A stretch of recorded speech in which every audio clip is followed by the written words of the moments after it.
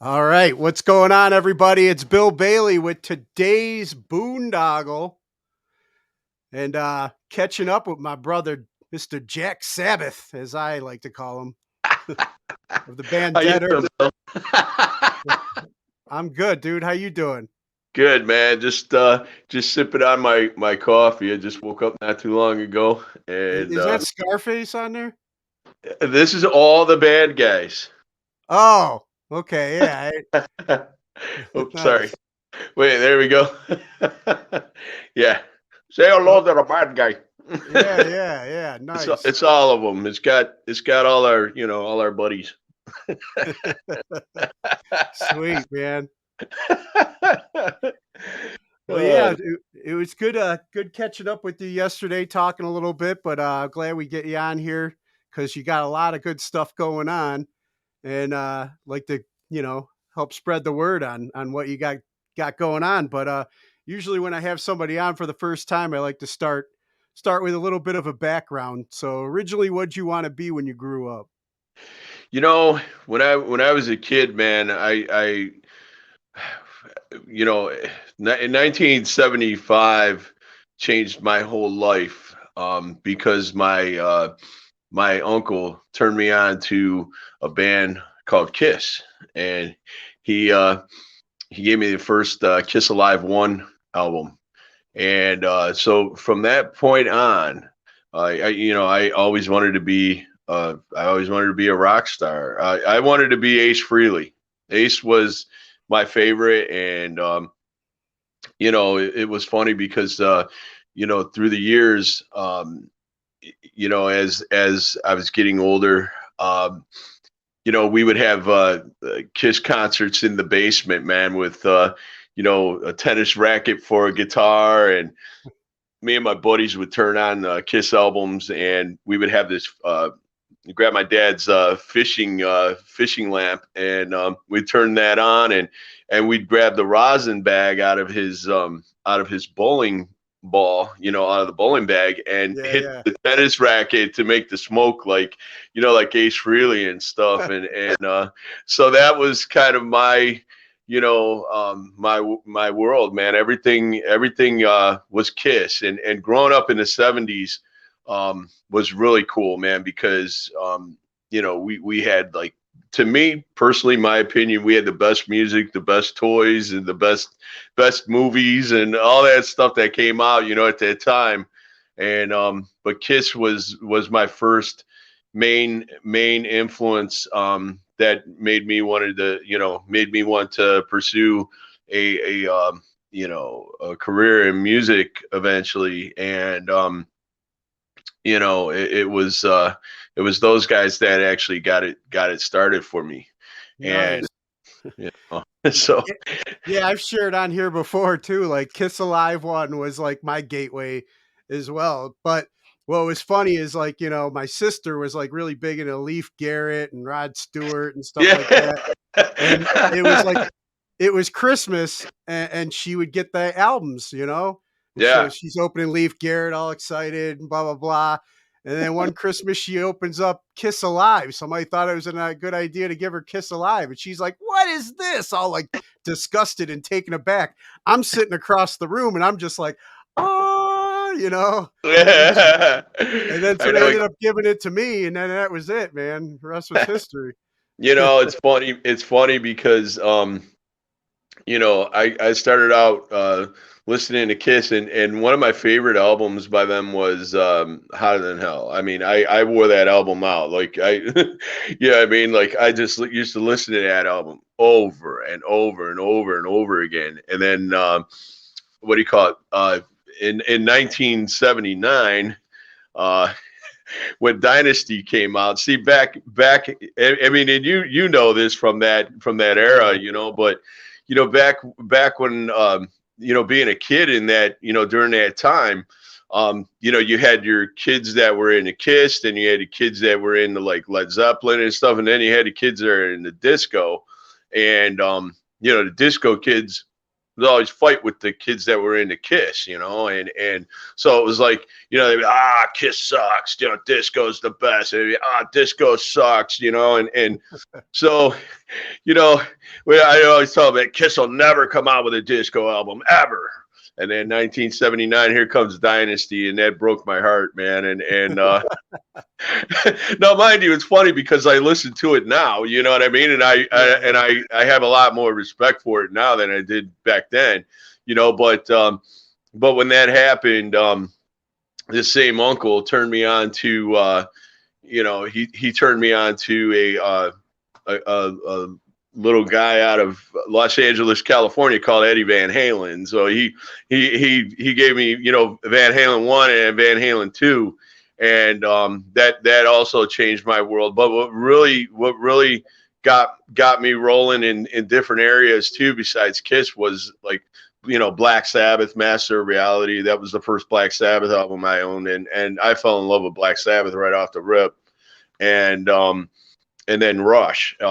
Huge Rush fan, the old Rush, like All the World's a Stage and stuff. And like every Friday night, I used to set it up to where Rush, I would play Rush, All the World's. This was the Friday night ritual. Okay, it was Incredible Hulk, Dukes of Hazzard, and then Dallas would come on, and I would say, okay, it's time to go, and turn on All the World's a Stage by Rush, and then they would be opening for Kiss, because have the big headphones on, jamming out, quadraphonic sound, Bill, Yeah. So it would go Rush or Cheap Trick live at Budokan, and then Kiss, Live 1 and Live 2. Then by the time that was all done, Dallas was over and the news was over, and Big Chuck and Houlihan were coming on. So That's awesome. That was the routine. Yeah, that was the Friday night ritual, man. So, it was growing up, my world was, and it still is, it's surrounded by music. I mean, everything that, when I wake up every day, I have to turn on music. It's just, it's just, it's my life. It's a huge part of my life. And so, yeah, it's it's kind of where it all started, man. Yeah, and I remember so when we first met, you're with At No End, Mm-hmm. and I grew up with Tommy Packard. Shout out to Tommy.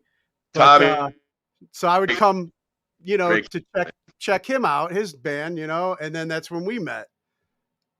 Yeah, exactly. And but was there bands that you started beforehand? Were you doing bands before that, or when was your first band?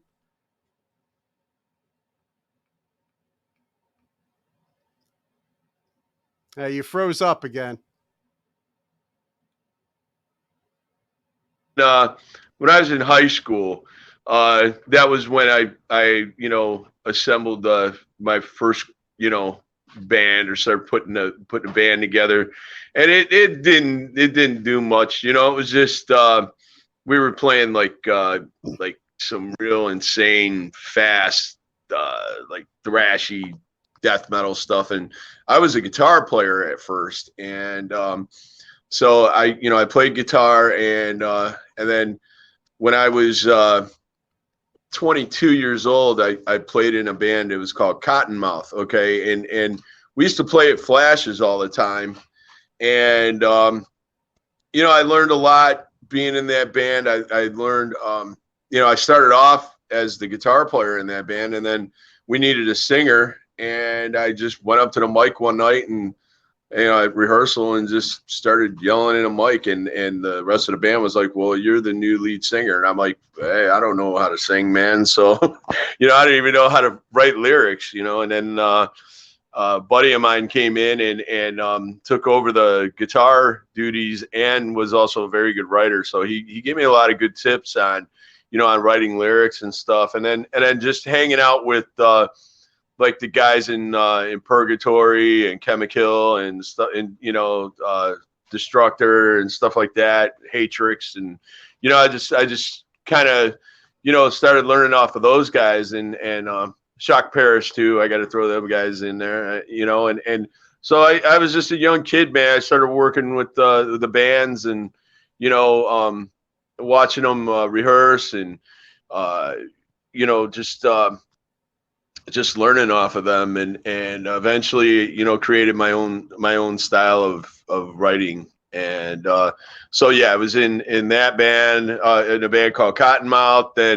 Then I played in a band that I this was a learning experience for me, but I was in a band called Vine, and you know, Vine made a little bit of noise, but it kind of wasn't the direction that I wanted to go in. I was always into the heavier style of music, and so after Vine, I played in another band. We we were called Halen back. You know, this was a long time ago, and it featured the guitar player from a band called Born Rude, and that band was pretty heavy. We played a few shows like at Peabody's and you know, it was kind of when rap metal was big, and I wasn't really into doing the rap vocal stuff, and you know, so I left that band and went and you know, formed At No End with Tommy Packard, and that was a good run. That band lasted for a long time, over 12 years, and Yeah. you know, we did a few albums, and you know, I really enjoyed playing in that band, and I learned a lot off of you know, I learned a lot from working with Tommy, because one of the things that I really liked about working with Tom Packard was the fact that Tom was always he was very meticulous on his, you know, on the music that we wrote. You know, we wanted to sound just like we did in the studio. So, you know, Tommy was, you know, at rehearsal, he was kind of like I want to say he was like the band leader, man. Like he kept us all in line, actually, because, you know, we sometimes as a musician, you know, you may get lazy with a note or two, and Tommy was like, that's not how it's played.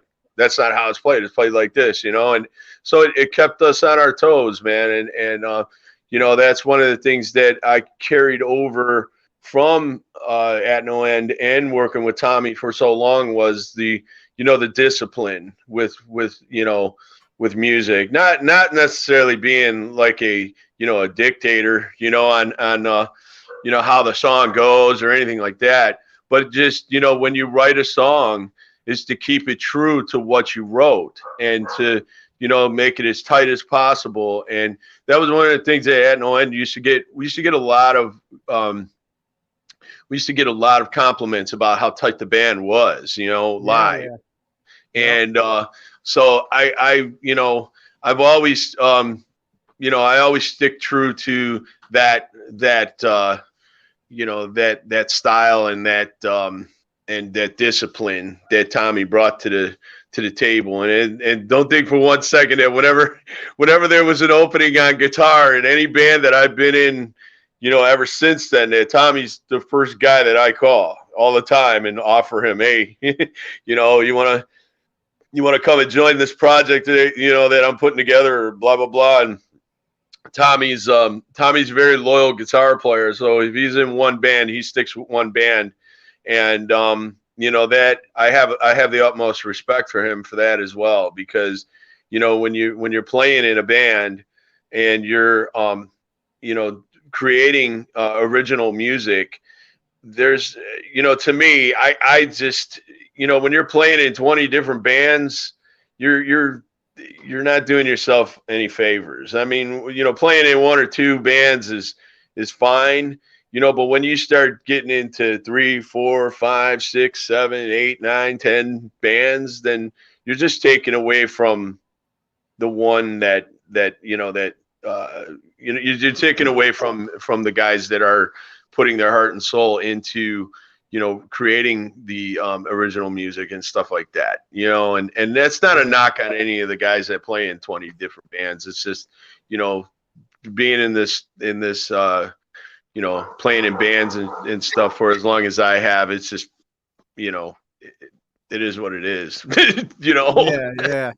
And that's I mean, that's definitely Tommy's character too, though. I mean, that's the type of friend he is too. He's very loyal and, Yes. you know, good He's good one of my, dude. And you guys had a great solid lineup, man.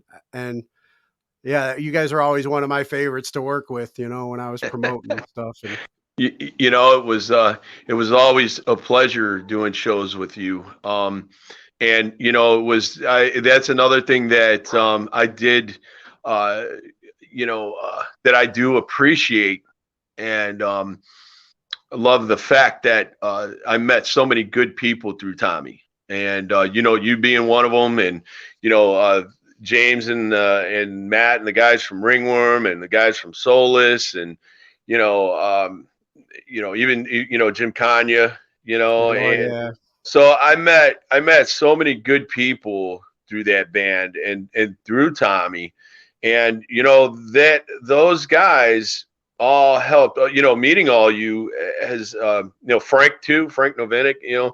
Meeting everybody has helped me tremendously with music. I mean, and not only just the music side of things, but the business end of it too, because when you play in an original band, um, there's a you have to treat a band like a business. I mean, it's a band is a business. If you believe in what you're writing and you're putting it out there, you have to treat it as that's your creation, that's your baby, that's what you're trying to get out to the world. And if you're not trying to push your original ideas or your music that you've created out to the world, then there ain't no sense in playing in an original band. I mean, and that's the thing, is that Tommy and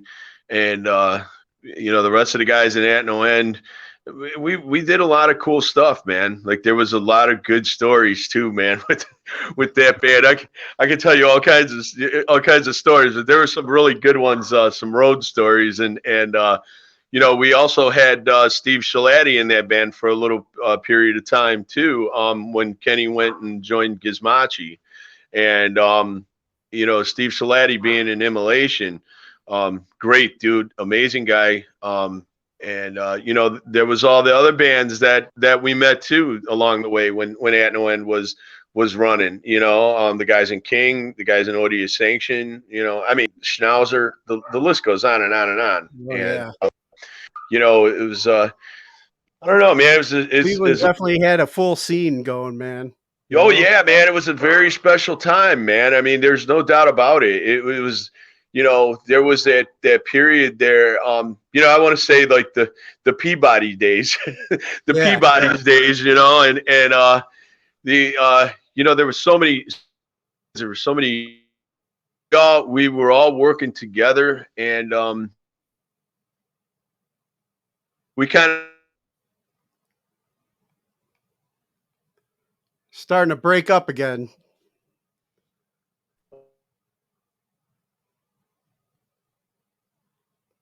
Jack, you're freezing up on me.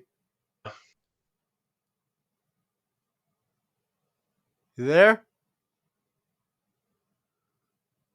Um, Okay, I can hear you I again. can't think of the name of it, but anyway,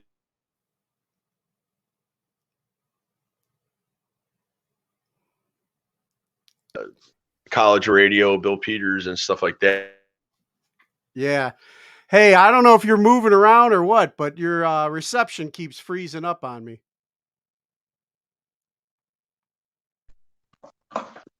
So,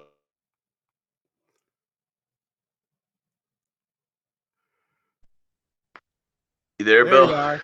Okay, yeah. You keep Well, the video just came back and then it froze again.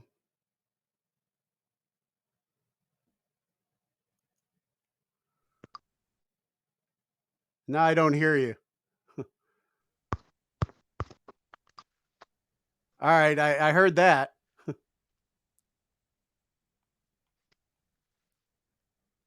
Can you hear me? You still there, Bill? Yeah, yeah, I'm here. You keep freezing up. All right, there we go. I've been having some issues with my Wi-Fi, so I shut my Wi-Fi off. So Okay. Yeah, sorry so about that. no, no problem. Um, but yeah, you froze up. We were talking about Bill Peters and stuff, but like, Oh, yeah. So we had a few meetings and stuff like that where we me and Marco from King got everybody together, like all the bands, and we had a huge meeting at the it was the old bowling alley in Parma that they turned into a nightclub. Jigsaw or whatever back in the day. Jigsaw, yeah. Yeah. And so, we were talking about just doing what can we do to make the scene a lot better, as far as like getting more asses out to the shows, man. And you know what, man, it was pretty cool because we all talked, and Kanye was there, and all the guys from Solus, and everybody. There was a bunch of people there, and it was very productive. And we went back to like the old school way of promoting, taking flyers and stuff like that to different locations, tattoo shops, and all that stuff. And The record um, exchange and all that. yeah, exactly. And then we did like this homemade compilation CD, man. That we'd make a whole bunch of CDs, and we didn't charge anybody anything. We just did it out of just trying to help each other out. And we'd pass those CDs out at shows. So if bands or fans never heard of, let's say this band over here, that band over there, on this compilation CD, they were on there, and we would just hand them out, and it was kind of like the Kanye way of thinking, man, because Jim was really good with that. I learned a lot, a lot of band or found out about a lot of bands from Kanye by some of the CDs he handed me. You know what I mean? And Oh yeah.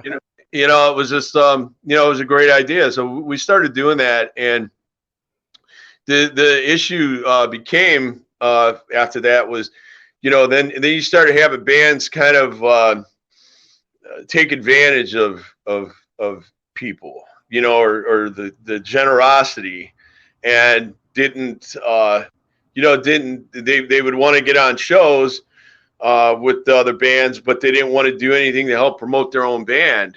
And Oh yeah. so it became a problem. And after that it kind of got sour, and so then it was just like, what, I'm just going to focus on my band, and I'm not going to worry about these other bands, because you know what, it's taken too much time and effort away from the business at hand, and that was the business at hand at that time was At No End. And Yeah, yeah. And I mean, it's not your job to run somebody else's band and stuff, It's like right, it's good intentions and your heart, wanting to help these people out, but man, they got to step up and help themselves out. And then that, like you said, that just takes away from your quality of work that you're able to put out with At No End. Um, yes. but I wanted to ask, like, so, you get At No End had a really good run. Um, what made you guys decide that, it's time to like move on and do other things? Well, what happened was, Kenny and I, we were hanging out at his shop, and I was we were working on my '68 Camaro, and so we're putting together this hot rod, and we were jamming like Deep Purple, and then we started listening to music then back in '68. So we were jamming a lot of Hendrix and stuff like that, and I told Kenny, I said, man, wouldn't it be cool to take old school rock and roll, and mix it with metal, like rockabilly with real heavy metal, and so he goes, yeah, that might be a good idea, So, I I was just throwing it around, and one day I woke up and I said, you know what, the hell with it, let's do this, and so I was watching TV, and which is, listen, at the time when this name came up, I had the name for the band before I even had the band, but I never watched TV. Okay, back then, I my TV barely went on. Okay, and so I turned it on, and what's the first thing that pops up is the new Dodge Hemi, and I was like, and I I wanted to call it something like something Devils, because it was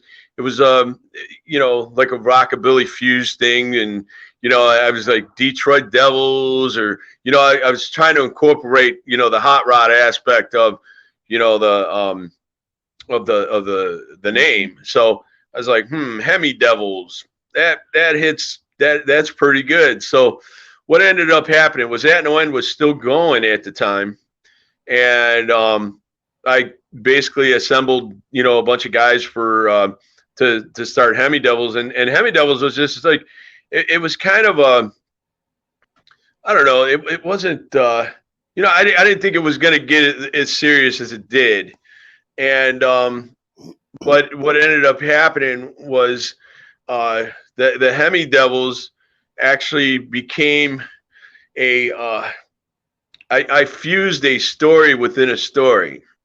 So the Hemi Devils was my lead, okay, because I was, at the time I was recovering alcoholic and drug addict, and so and that was another thing that the guys in At No End really helped me with, was they sat me down a few years before the band broke up, and told me, hey man, listen, at that time I was going through a divorce and all kinds of stuff, and they sat me down at a Denny's in Medina where we rehearsed, and they said, listen man, if you don't get your act together, man, then we're gonna have to kick you out of Damn, this you're band, freezing man. up again.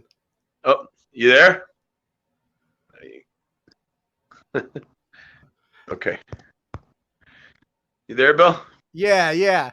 All right, Okay. so it was just getting good too, man. You set you down set you down in Medina. I mean, we're gonna start talking similar language here, but Yeah, they sat you down in Medina and at the Denny's, and yeah, that's what cut and off. they told me that that if I don't get my act together, that it's just we're gonna have to kick you out of the band, and my addiction and my alcoholism was really running rampant, and we were Damn, we doing lost you shows. again.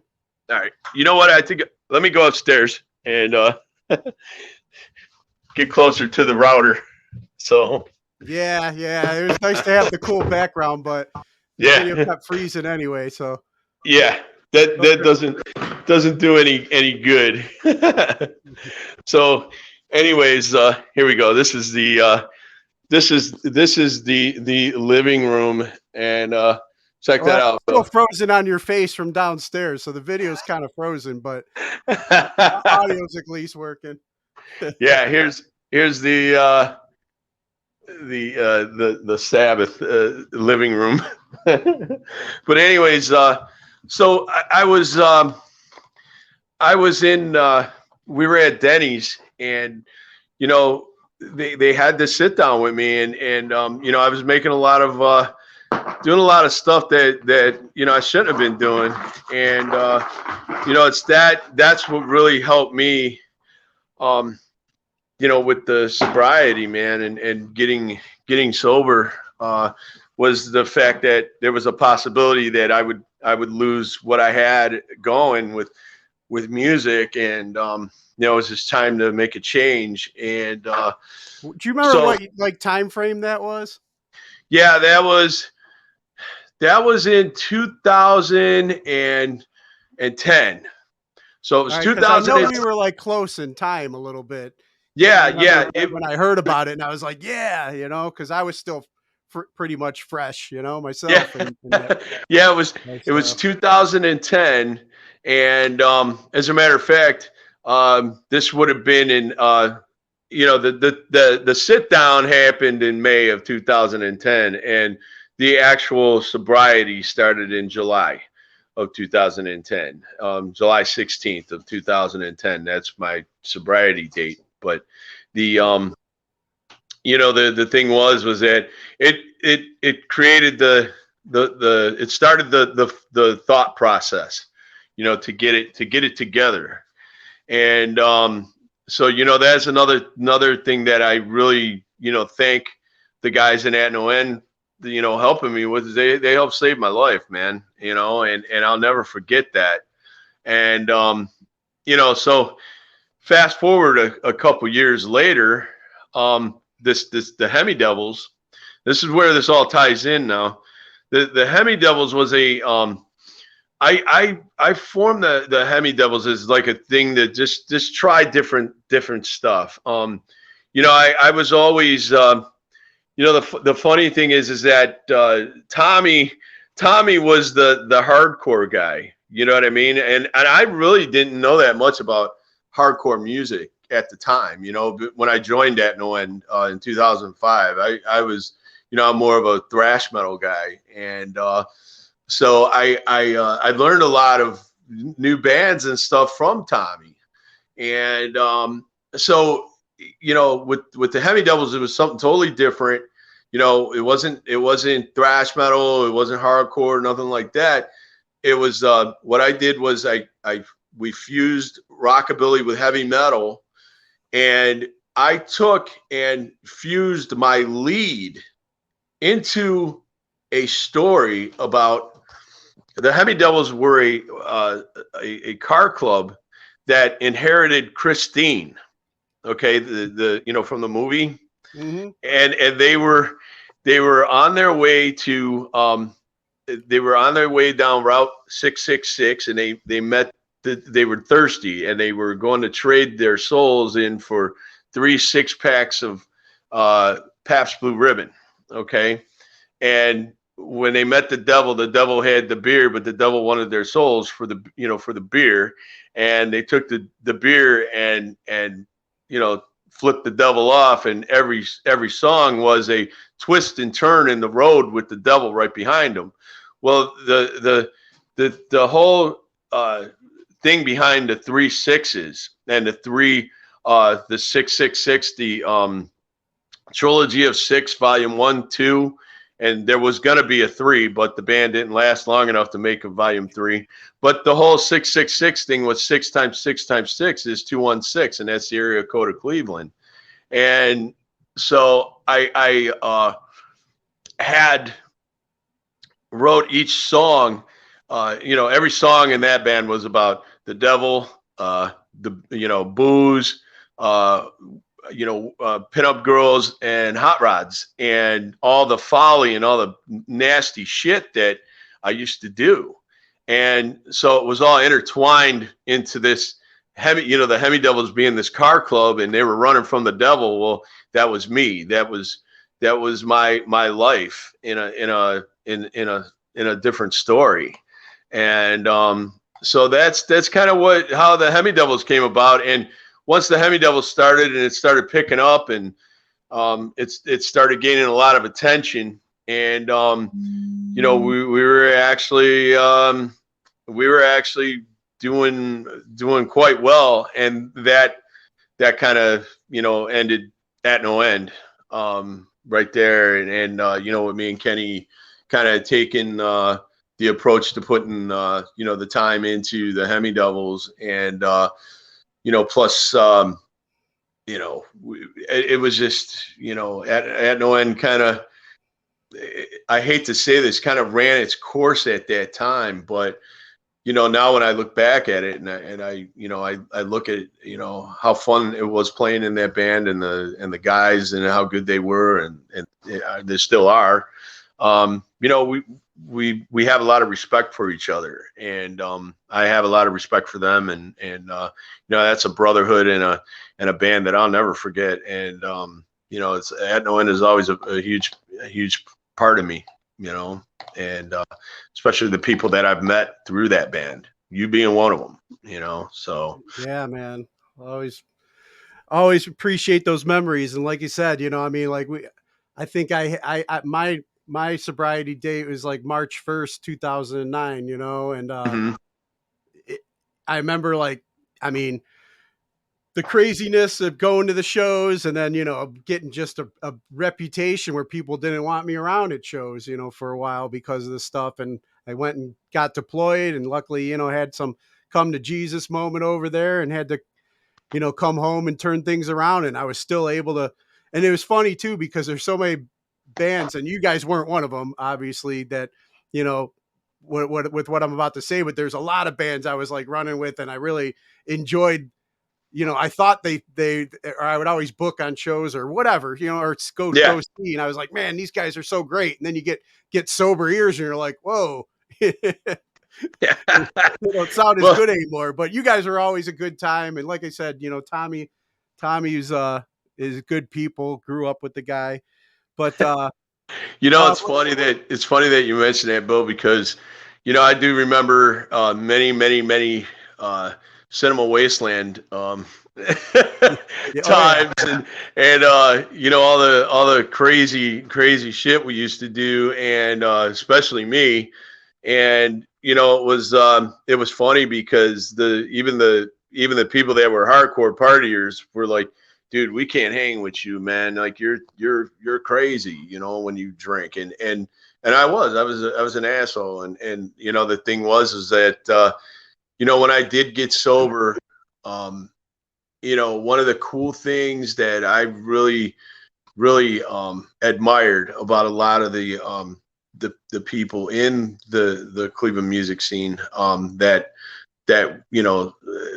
we have mutual acquaintances with, were very supportive, and they a lot of them are still to this day very supportive. I remember I was at a show one time, and what do you call it? One of my buddies, he was in a mosh pit, and now mind you, I've this when this happened, I already had like at least 5 years sobriety under my belt. So he he went to jump in the mosh pit, and he goes, here, hold my beer, and he ran he ran into the mosh pit, right? So and then and one of our buddies comes up, and he goes, what the hell are you doing? I'm like, what you talking about? He's like, what's that beer in your hand? I'm like, it's not mine, it's his. So dude got back, I handed him his beer. He's like, dude, I'm really sorry, man. Like, I sometimes I don't think, man, and I handed you a beer, and you're blah, blah, blah. I said, dude, listen, if that's gonna bother me and put me out, then I'm not doing something right. I'm not working my program right. And if it was that easy, then I wouldn't, I wouldn't be able to come to shows or anything like that, So yeah, yep. I mean, people, places, things, and I remember like worrying that I wouldn't be able to do that stuff, man. But I yeah, still, I was able to go to shows, and I just chugged a lot of water, man. that's it. Yeah, so it was a hell of a lot more fun too, man. Honestly, Yeah, and like, I remember the night. I remember, I think I'm like, I'm keeping my clothes on now. I don't have any apologies to make the next day. I remembered which bands I enjoyed, and yep. conversations I had. So What's great too is is after you get sober, uh, and you go to shows, you have a lot more money to spend on merch, man. That's what I did. I have such a huge collection of concert shirts that my wife, it blows her mind how many shirts I have. I still have like a lot of shirts from back in the from 1980s, man. That are still in my collection, and even Alice in Chains original tour shirts and stuff, and it's like I have like a t-shirt museum. nice. So, but yeah, I mean, yeah, it's great to be able to go to a show and remember, and remember things, and it also, has helped me out a heck of a lot too.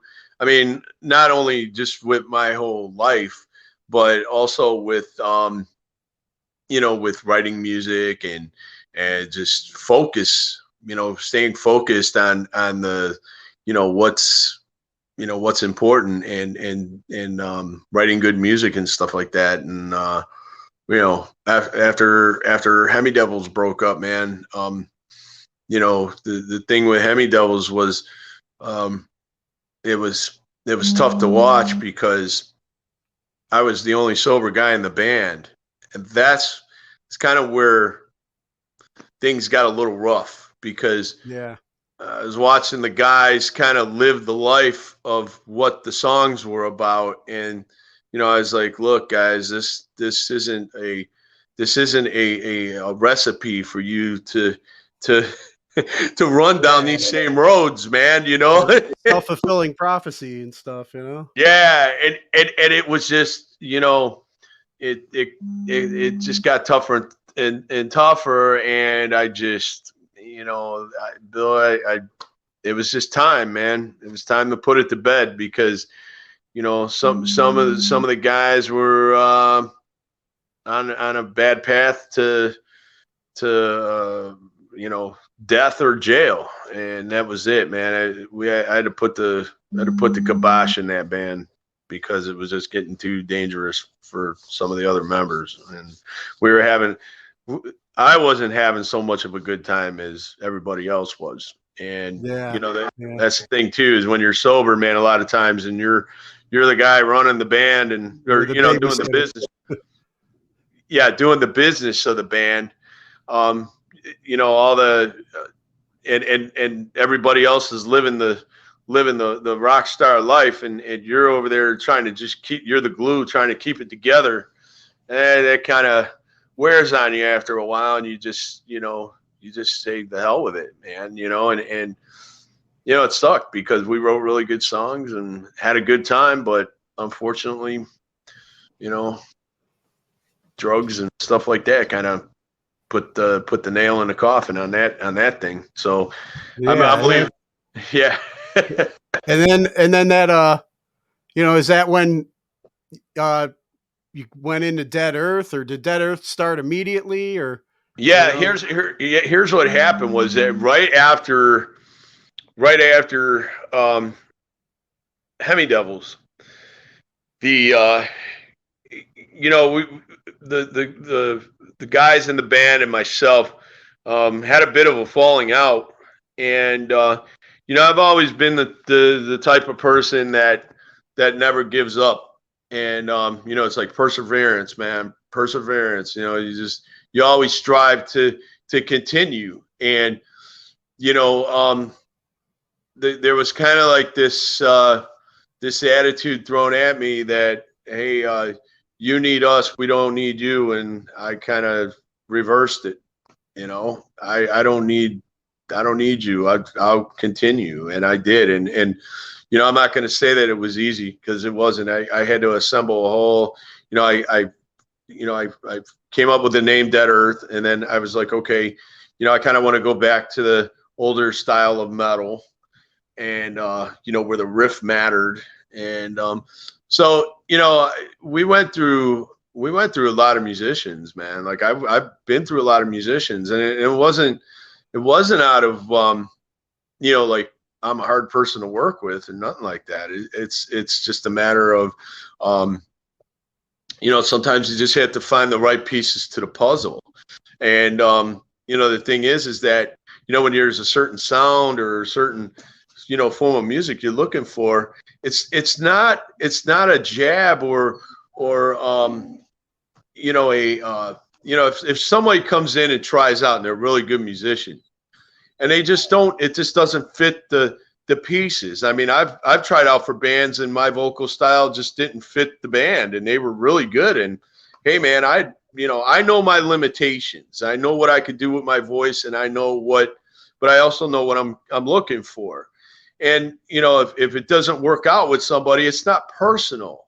And the problem with a lot of musicians, man, and I've noticed this, man, is they take it personal, and then they want to get on Facebook, on social media, and then they want to start talking all this shit. And it's like, look, man, like, I'm not about that. It's like if I hear something and I'm trying to get to that point, then it's like, okay, well, this is what, it always starts like that. It's like, well, I'm looking for this style. And then people are like, oh yeah, I'm into that too. And then they get in the band, and then, 2 weeks down the road, well, I don't like that style. It's too heavy, blah, blah, blah, blah, blah. And I want to do this, and I want to do, well, why the fuck did you join? And then I'm the bad guy, and Jack Sabolich is always the bad guy, by the way. And no matter what happens in the band, like with the Hemi Devils and Dead Earth and shit like that, it's always I'm the asshole. And fuck it. I don't care anymore, because it's like, it's just an opinion. And I'm not like that at all. I'm not a slave, a fucking dictator or a fucking band Nazi. I'm all about, working with other people and working together and creating, great music. And I've always been like that. And, with Dead Earth was, we built it up. I built it up. And then, we had guys quit. We had one guy, a couple guys get fired for doing some dumb shit.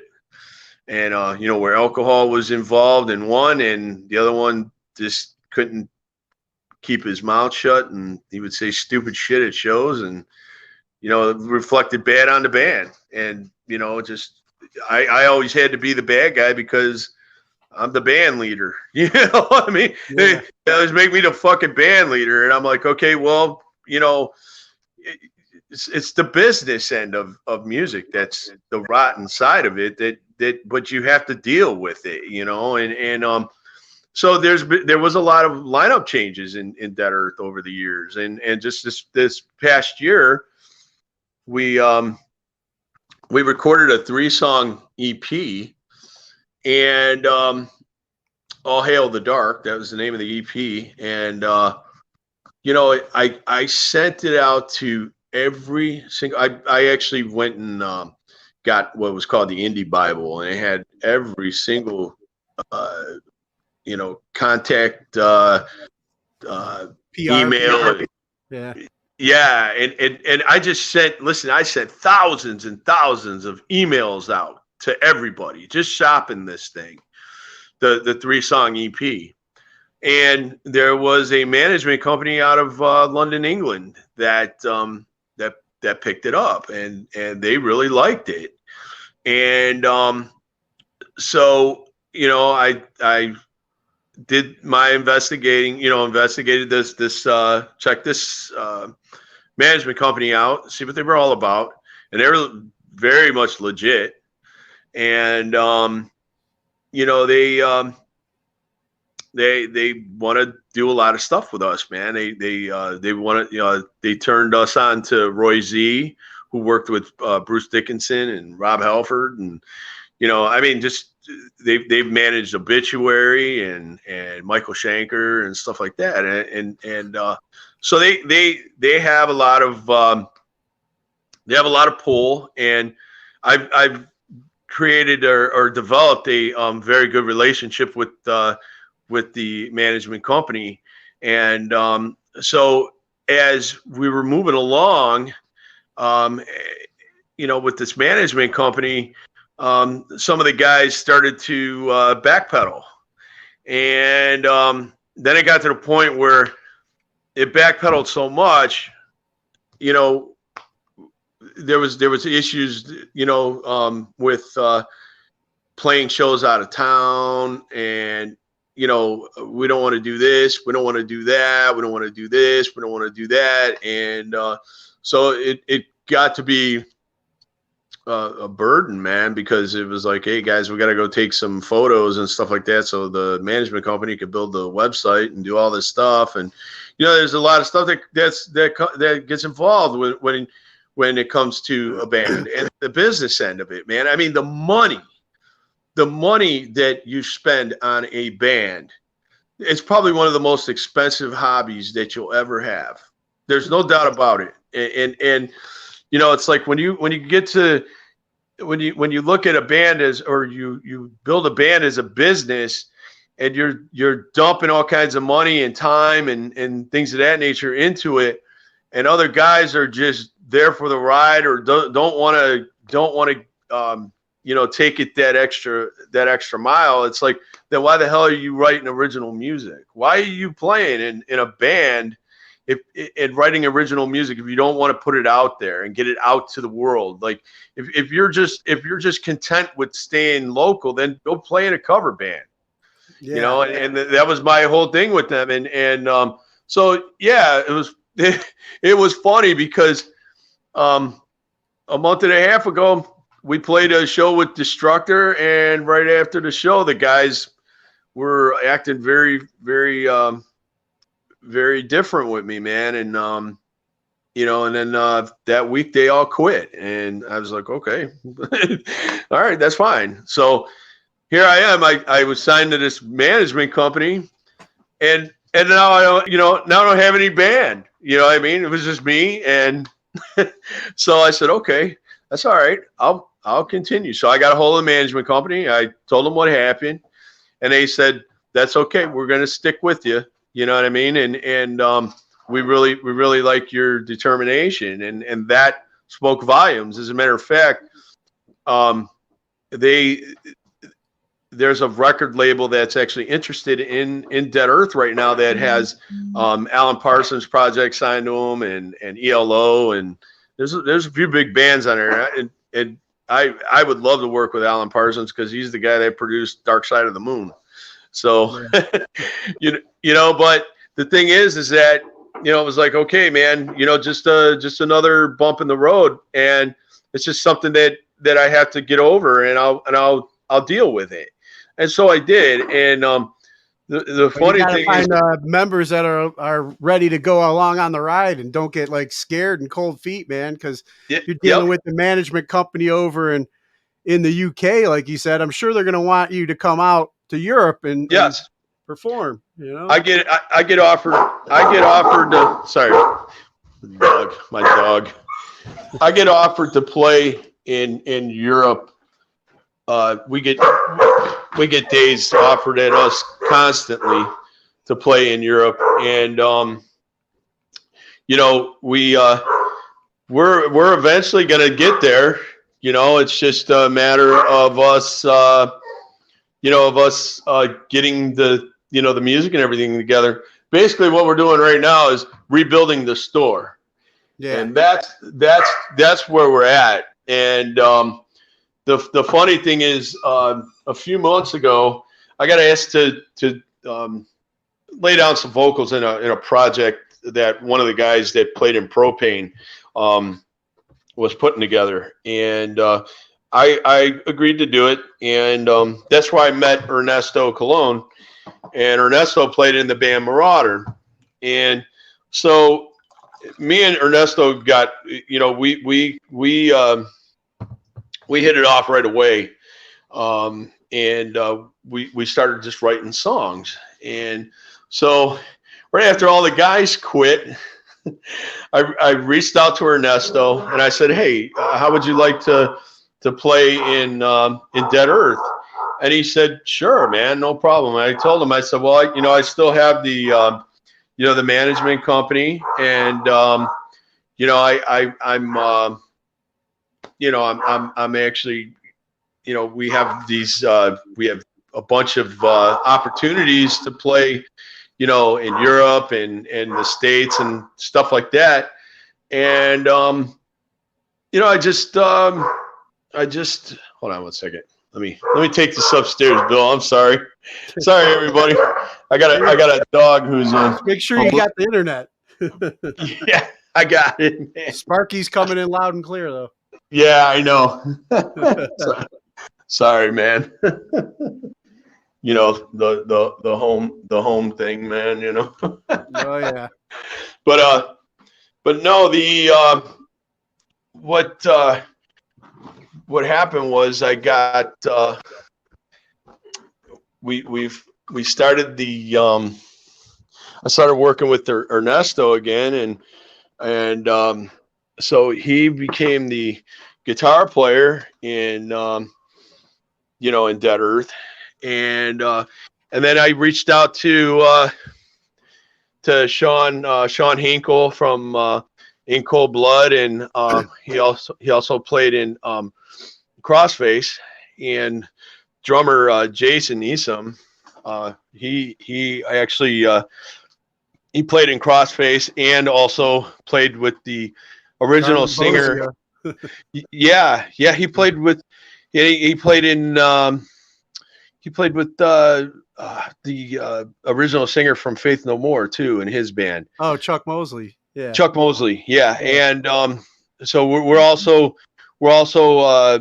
possibly getting the other guitar player from Marauder too. So but it's the funny thing is that Ernesto lives in in Philly, and so with him being in Philly, what we're doing is basically just sending tracks back and forth, through interface, and me, Sean, and Jason will get together and just demo the stuff. Ernesto will send the guitar tracks, and then we put vocals, drums, and bass to it.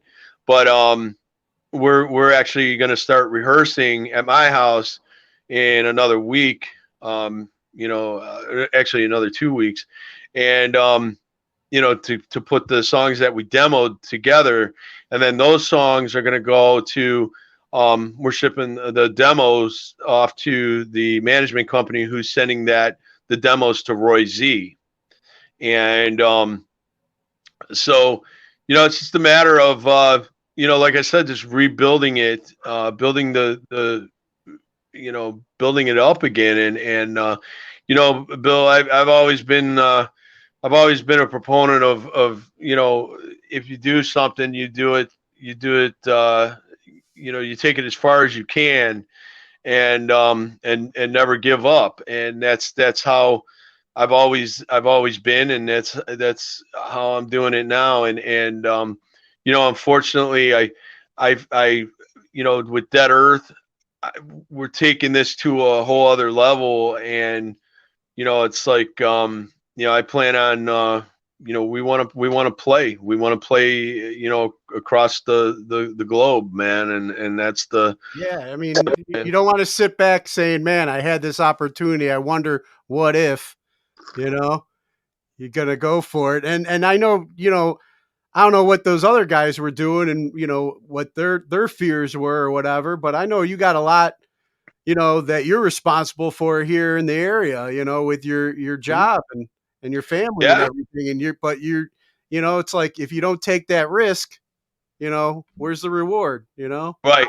And the great thing is that I have the most beautiful wife, who supports me in every step of the way. And she she's also a huge music fan. And it was funny because when I met her, she's also sober, not to blow her anonymity, but she doesn't mind. She does a lot of good things. She helps a lot of women in recovery. And so but her and I when we met, our conversation was, uh who's your favorite band? And she said Black Sabbath, and I said, oh, Black Sabbath, huh? So what's your favorite album? Now, mind you, I'm quizzing her, Bill. Okay, yeah. quizzing her. All right, so I'm thinking I'm gonna hear Paranoid, and so she goes Sabotage. I go Sabotage. I go, what the hell does a girl as beautiful as you know about Sabotage, Black Sabbath, at your age? You know what I mean? Because she's a few years younger than me. Okay. Yeah. And so I said, so what's your favorite song out that album? She said Megalomania. And I was like, so after that, I was like, yeah, Putting a ring on it. yeah, you're mine. So her and I are, Black Sabbath is a very, very important, very much an important band in our world, but yeah, I mean, she when everything happened with the band, even with Hemi Devils, my wife has stuck behind me. And, Bill, there's been many, many, many times where I just wanted to just say fuck it and give it up and just quit. Yeah. And, but thanks to her and a lot of other people in the local metal scene, they were like, you can't give it up, man. Like, yeah, I would be miserable if I quit playing music, man. It would be, that's my outlet, man, and I need it. And but yeah, like you said, I am very, very busy with working down in a steel mill, being a union rep, being a dad, and even being a grandfather, man. And it's it just got, the thing is balancing it all out. And that was the thing too, is that I was upfront with the management company about my life. And hey, listen, I work in a steel mill, and I got a pension. I'm retiring in about 11 years, man. So I can't just walk away from that. And so Yeah. they understand that, but they're able to work with the band and still put us on like some huge bills and huge tours. We just got to work around, the schedule of everybody. So that's what we're doing. And that's another thing that helps as well is And the plus you being a union rep, you know all the ins and outs and how much time you could take, yes, to go pursue this stuff and still keep your still keep my position. job. So Right. that's awesome, man.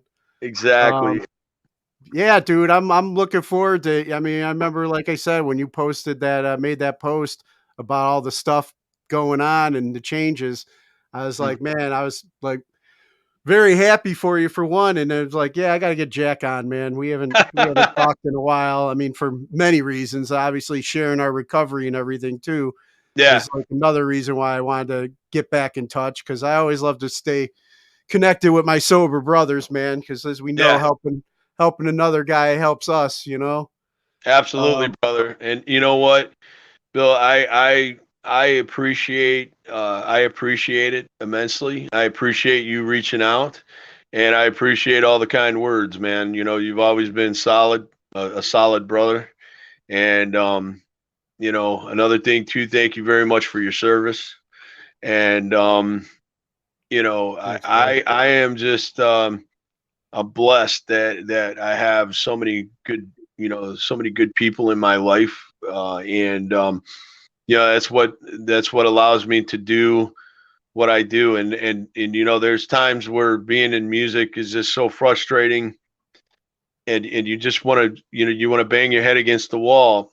And the difference that I've noticed with I've played with some of the greatest musicians that I've ever seen. Like playing with a drummer like Kenny Easterly and stuff like that.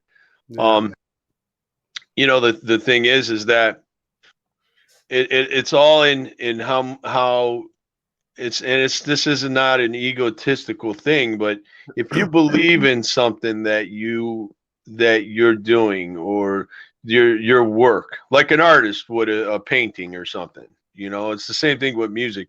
If you believe in what you're doing and you push it and you push it and you push it, it's going to take time, but eventually it's going to pay off. And one of the thing with a lot of musicians is, it's all fun and shit like that to want to be a rock star, but when it comes down to playing rock star shit, that was when a lot of them ran for cover. You know what I mean? yeah, It scared them. And the thing is you can't be afraid. You have to go for it. And sometimes you got to take some losses, and sometimes you just got to keep going. And that's what I'm doing. And I will say this, that the new Dead Earth stuff that's coming out, um, in my opinion, is the best stuff that I've ever wrote. Okay, and that's saying a lot, man, because I really like a lot of the stuff that I wrote with Atnoin and Hemi Devils, but this is really in my wheelhouse. And we've definitely taken a turn or in a direction that's much, much heavier than what Dead Earth was doing before. And it's kind of back to the At No End style a little bit, but mix it with a little bit of black metal and and some of the heavy thrash. And that's the direction that Dead Earth is going in. Some people are going to love it, and some people are not going to like it so much. But you know what? I'm not worried about it. We're just moving forward, and I'm having fun playing music again with these guys because they're great guys to jam with, and they take things seriously. They believe in what they're writing, and they're professionals. And I will say one thing: it's way different working with, they say like New York hardcore and stuff like that. There's a sound, and working with the guys, the guitar player Ernesto, being from Brooklyn, New York, living in Philly now. He has that East Coast style that's just brutal. Oh yeah. And dude, mix that with Cleveland attitude and Cleveland muscle, and you got one hell of a lethal weapon. And that's what Dead Earth is becoming. And right now, like I said, we're rebuilding the store after the fire. And that's kind of how the management company puts it. You know what I mean? We're rebuilding the store, and eventually, here within the next few months, people are going to know who the fuck Dead Earth is. And I'm not talking about just Cleveland. It's coming, and there's a lot of push to really push the band. And I'm excited, and I'm also nervous at the same time because when you up the level, you got to up your level too. Oh yeah. And when it comes to writing lyrics and stuff like that, I don't know. I just kind of been just letting the pen write. I guess that's the best way to put it. My soul is coming out of the pen, and it's been quite easy writing lyrics. But at the same time, it's like, you kind of, sometimes you could be your own worst enemy and your own worst critic. Oh yeah, And I know about that, man. But that's why we got the fellowship that we got, man, to get others to pull us out of our own heads sometime and help right the ship, But Bill, that's the funny thing is that, being a musician and being a recovering alcoholic, you can always, it doesn't matter how many years you have sober, you can always find yourself slipping back into them dark spaces in your oh brain. yeah. And Yep. some of the lyrics and stuff that I have been writing lately talk about, some of that, and how dangerous the mind can be. And it's sometimes it's a very twisted place to be, in a bad place. And the fellowship and having, like I said, having a wife that's also in recovery helps out a lot, because Yeah, that's awesome, man. you have a good support group, and that keeps you out of that stinking thinking bad brain of ours. Yeah, man, that's good, man. Like I mean, like I said, I'm approaching 13 years, and I this morning was just going through really bad, you know, spiral in my head, and luckily I had, a brother pull my head out of my ass and pump me up and get me, where I needed to be. So I Yeah. was ready to do this, and now we were able to talk about some of these things too. And I know like we're going to be doing much more talking, when we get off of here going forward, which is I'm excited about. But look, man, we've been on like a little over an hour. So before I get ready and wrap up with you, I wanted to ask you a couple of questions that I normally ask guests that are on. Yeah, man. Um, and I'm sure I already know one of the answers, but who are your top three bands? Top three bands are Black Sabbath, Yep. Kiss, Slayer. Awesome. And then there Those are is my there top three. Nice. And is there a particular song that you feel has inspired you that is like a go-to whenever we go to some of those dark places? That's like a pick me up for you. Yeah, I will say that the pickup song for me is it's got to be Symptom of the Universe. For real. Like that's my song, man. I just Nice. yeah, Black Sabbath Sabotage album has always been my go-to album. And that album actually helped me out a lot in sobriety. You know how there's always that band that when you're going through struggles and you're going through a change in your life, and you just there's always an album or a song or something that resonates with you, and that's the album and that's the song, because that just drove me to you know just keep going and get my shit together, and plus it's a very important part of my life. That album, Yeah. as I told you, Yep. you know, Awesome. And then what class do you feel should be mandatory before graduating high school? history.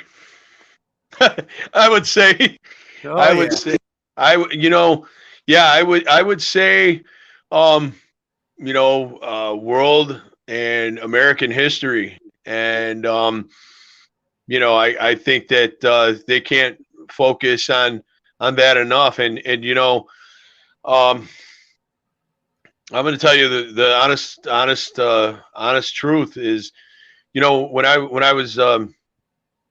was in high school and stuff, I grew up Roman Catholic, and though my higher power now is different than what it was back then, but one of the things that helped me with the higher power thing now in sobriety was taking a theology course that taught about every single religion, not just Christianity, every single religion and what it was about.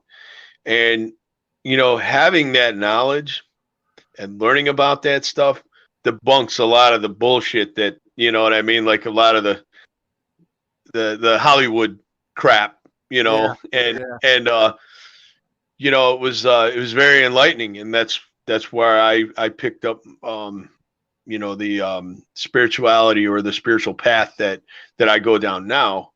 And because I learned about it in the class, and I did a couple term papers on it. And I know that that's a very touchy subject, because I do believe in separation of church and state. I'm not even going to get into that, but the thing is, That's a whole though, nother the thing episode.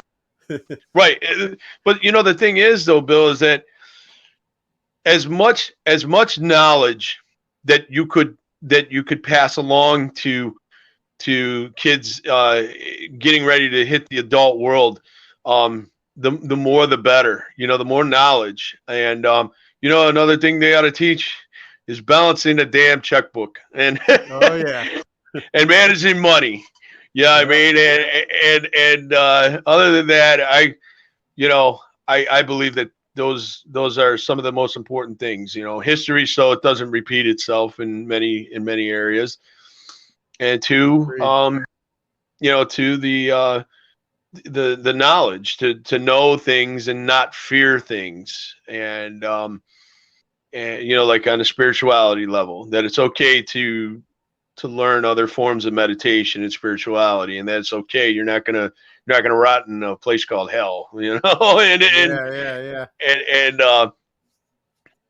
and learning how to live life without having to rely on other people. So Agree. that's that's what I think. So And then three people who've inspired you and you can credit for making you the person you are today. three people. One would be my grandfather, my dad's father, my grandfather Sabolich, hell of a guy, great guy. he always inspired me to play music too. And he was always very dapper. World War II vet, fought in Okinawa, and him and my dad, I kind of put in in the same league, and definitely my uncle. He's the one who turned me on to a lot of the music that I listen to today. If it weren't for him giving me that Kiss album, I would, Oh, yeah. I would never been where I'm at now. And three, and I just read his book, but this man influenced me a lot through the years. Um, Tony Iommi from Black Sabbath. And the Nice. reason why I say that is because he had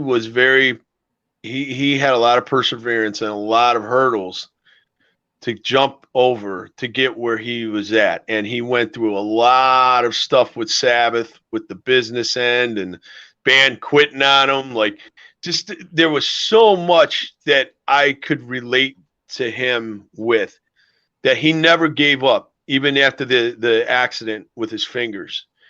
And I got to meet that man a while ago, when Heaven and Hell was touring. So it's been over, well over 10 years, and I met him.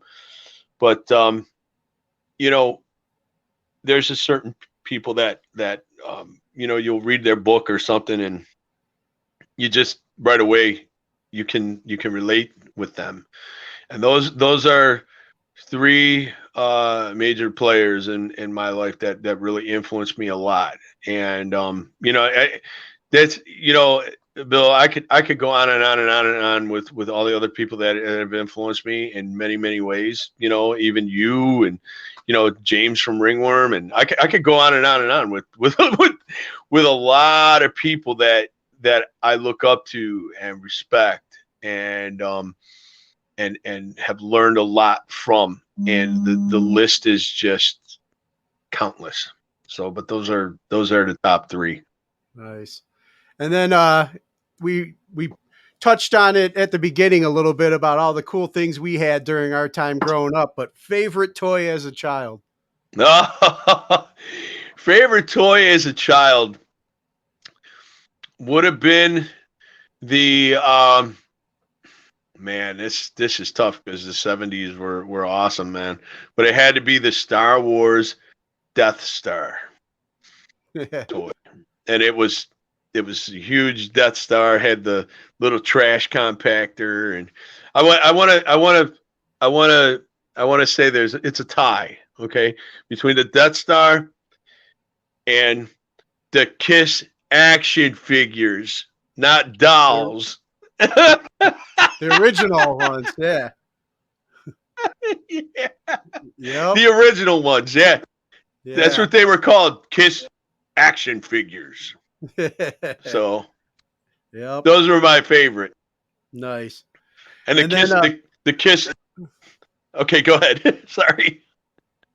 I was gonna let you finish or whatever about Kiss. Oh, okay. I was gonna say the Kiss action figures always beat up my sister's Ken dolls and stole Barbie. Oh yeah, that's totally Gene. Twisted. I'm sure the Gene doll had his way with her. Yeah, I'm sure he did. And then any message you got for our military members currently serving overseas? Yes, I do. I want to thank each and every one of you for your service, and be safe, and come home in one piece. I had my father was a Marine in Vietnam. My grandfather fought in Okinawa, and I had great uncles and uncles that served in World War II and Vietnam and stuff. I respect and love each and every one of you for your sacrifice and everything that you do for this country and for freedom. And if it weren't for you guys protecting our democracy and our freedom, we wouldn't be able to have these podcasts, and we certainly wouldn't be able to read some of the books that we read and write some of the lyrics that I'm able to write and get away with putting on an album. So, you're a big part of that, and thank you for being a big part of not just the United States but the rest of the world. So, thank you all. Jack, it's awesome talking with you, brother, and look Great forward to talking many to you, more man. conversations going forward. Before I let you go, if anybody wants to, follow up and check out what's going on with Dead Earth and support the band, where you want to send them? Actually, they could go to Dead Earth 216.com. That's our official website. The website is going to be getting updated here real soon as the management company takes over. There's going to be a different website. It'll be the same web email address or web address, but it's just they're going to revamp it and make it a lot better. And you can also check us out at Dead Earth Cleveland.com on Facebook. So yeah, that's Awesome. that's the best way to get a hold of us. And yeah, there's going to be a lot of changes on the sites coming up with the new members and things of that nature. So we got to go get new photos and everything like that redone. So that's be patient. Got it, man. All right, So brother. Hey, man, it's good talking to you. And like I said, we'll be catching up really soon. great talking to you, man. And Bill, thank you once again for inviting me on to the show and for all that you do. And thank you very much for your service. And thank you for all the help you do in the community with helping others stay sober and get their life together, man. That's huge. That's much appreciated. So, Thanks, brother. Means a lot, man. all right, Take brother. care. You take it easy too, man. I'll talk to you soon. All right. Bye-bye. All right, bye.